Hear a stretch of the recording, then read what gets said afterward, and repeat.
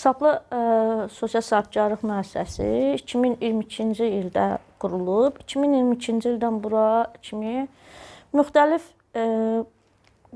belə qaynaqlar taparaq, sırf biznes tərəfimizi yüksəldərək 2025-ə kimi gəlib çıxmışıq. Mən artıq bilmirəm ki, hara müraciət edə bilərəm. Çünki müraciət edə biləcək hər yerə müraciət eləmişəm, məktublar yazmışam.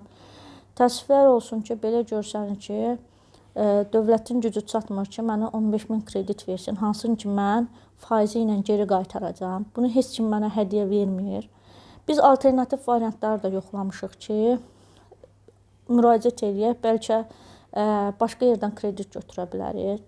Təəssüflər olsun ki, Kapital Banka müraciətim olub. Kapital Bank mənə bildirib ki, biz MMC-yə kredit vermirik, fiziki şəxslərə kredit veririk. Bizim də bütün dövriyyəmiz, bütün fəaliyyətimiz MMC altındadır. Azərbaycan Respublikasının qanunları çərçivəsində fəaliyyət göstəririk. Təəssüflər olsun ki, verdikləri imtina səbəbi də əsassızdır. Hətta bunu Nazirliyin bəzi əməkdaşları da görürlər. Onlar da mənə yaxınlaşırlar ki, Rəbiyə xanım, biz kömək eləmək istəyirik, amma yəni burada biz başa düşmürük ki, niyə belə olur.